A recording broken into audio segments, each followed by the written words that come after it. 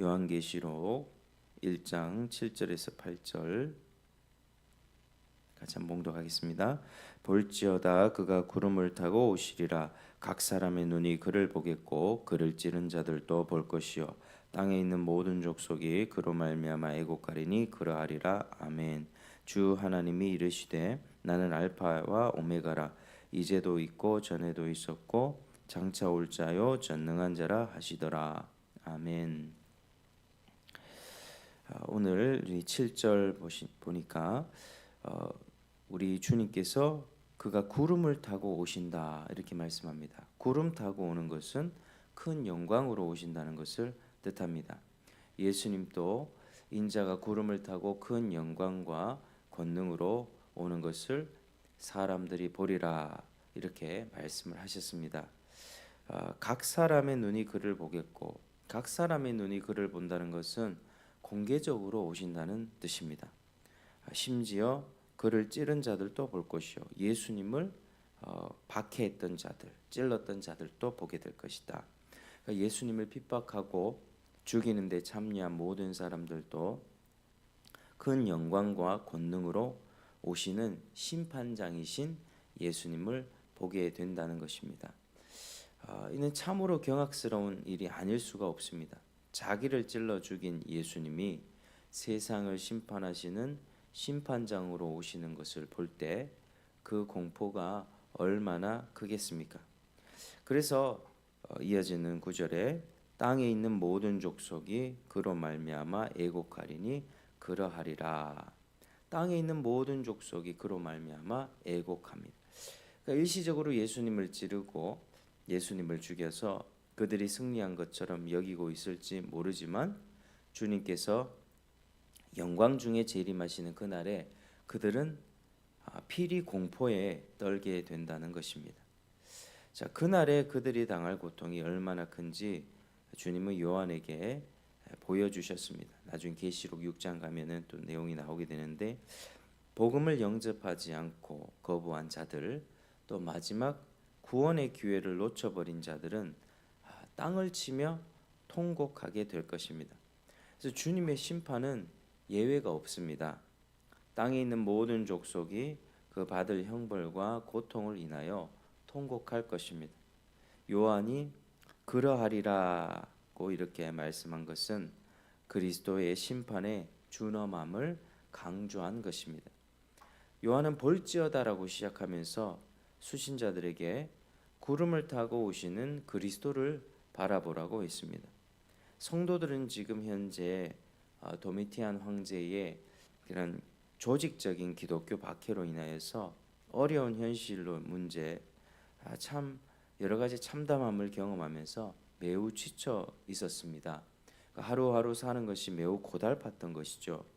그래서 요한은 볼지어다, 눈을 들어 보라, 구름 타고 오시는 예수를 바라보라 그렇게 외친 것입니다.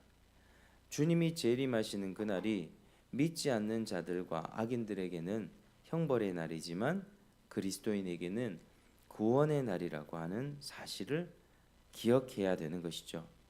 데살로니가 전서 4장 17절에 그 후에 우리 살아남은 자들도 그들과 함께 구름 속으로 끌어올려 공중에서 주를 영접하게 하시리니 그리하여 우리가 항상 주와 함께 있으리라.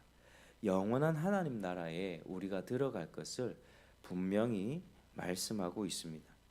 그러므로 신자들은 현재 당하는 고통으로 인해 좌절하거나 낙심하지 말아야만 합니다.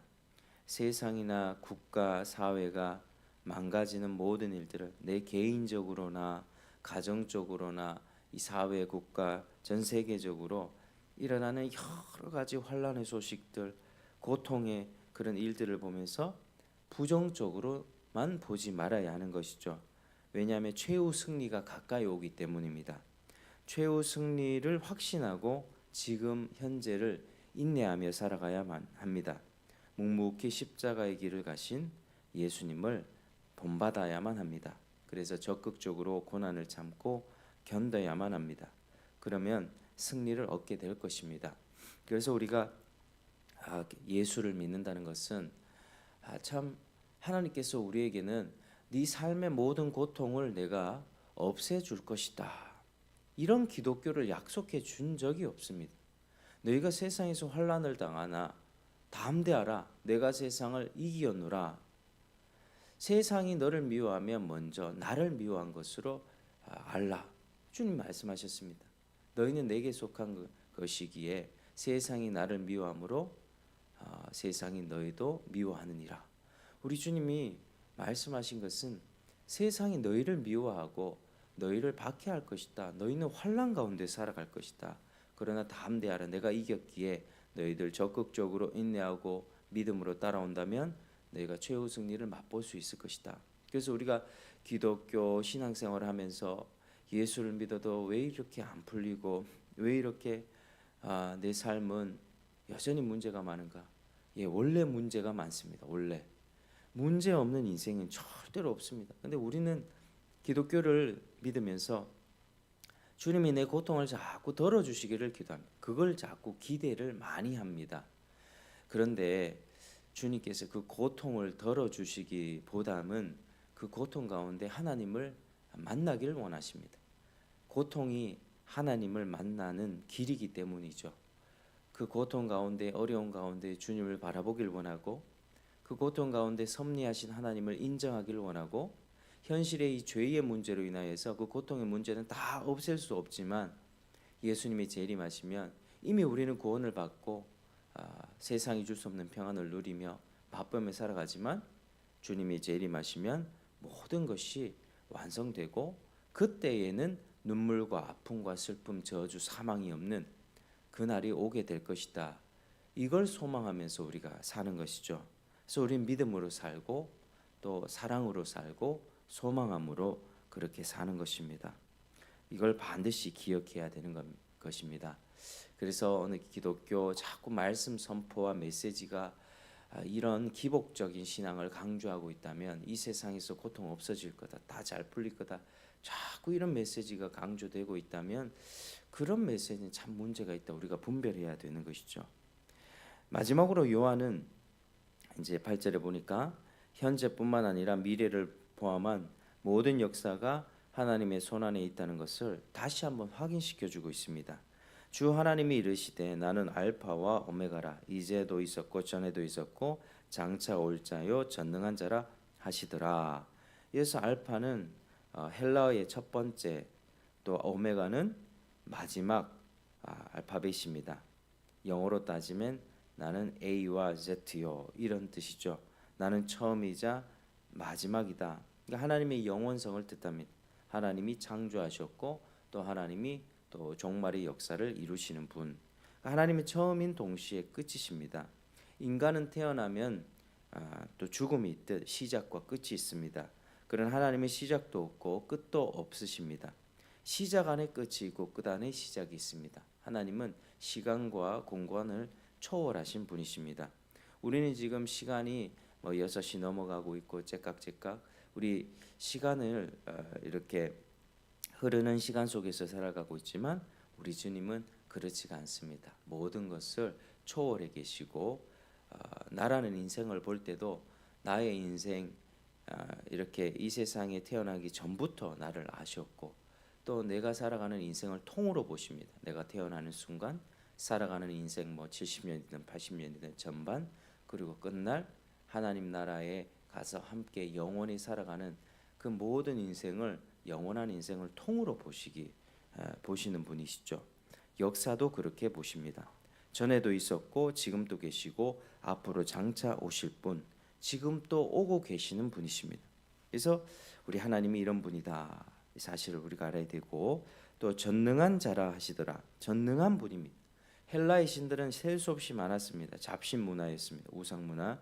그런데 그 중에 신은 전능한 신이 하나도 없었습니다. 그래서 아리스토텔레스는 헬라의 신들을 다 합쳐도 하나의 완전한 신이 될 수 없다고 했던 것이죠. 그리스 로마 신화를 보면 그냥 인간 세상에서 일어나는 그런 잡동 여러 아주 그냥 불미스럽고 그런 복잡하고 그런 혼란스러운 그런 세상의 일들을 인간 사이의 일들을 그대로 신들의 세상에 옮겨 놓은 것과 비슷합니다. 그래서 그리스 로마 신화는 완전히 다신 사상이고 비성경적인 것이죠. 그래서 그들은 그런 신들을 섬겼지만 우리 하나님은 여호와, 전능하신 분, 기독교를 박해하는 로마 제국이 아무리 강하다고 해도 전능하신 하나님을 그렇게 당할 수가 없다는 것입니다. 그래서 오늘 말씀을 통해서 우리는 또 하나님은 어떤 분인가를 마음에 되새겨야만 합니다. 우리 하나님은 처음과 마지막이 되시는 영원하신 분, 또 전능하신 분, 알파와 오메가요. 이제도 있었고 전에도 있었고 장차 오실 전능한 하나님이시다. 그리고 장차 우리 예수께서 재림하셔서 모든 이 악과 죄인들을 다 심판하시는 그런 심판장이시다라는 사실을 우리가 반드시 기억해야 되겠죠. 그래서 악인이 이 세상에서 흥황하고 죄값을 치르지 않는 현실을 보면서 좌절하지 말아야만 합니다. 그리고 내 삶 가운데, 나의 가정 가운데, 내 신앙생활하면서 여러 가지 눈물 나고 고통 나는 일들이 있지만 하나님 왜 이 고통을 없애주지 않으십니까? 라고 하기보다는 그 가운데 하나님을 만나기를 애써야 할 것이고 하나님의 섭리를 깨달아야 될 것이고 최후 승리, 재림의 약속을 굳게 붙들고 기도하면서 인내하며 현재를 믿음으로 살아가야만 합니다. 그런 주님께서 우리와 오늘도 함께 계시고 우리에게 세상이 맛볼 수 없는 위로와 평안으로 또 우리를 이끌어주고 계십니다. 그래서 이 하나님을 우리가 반드시 기억하면서 최후 승리 확신하며 살아가는 저와 여러분 되시기를 주의 이름으로 축복합니다. 기도하겠습니다.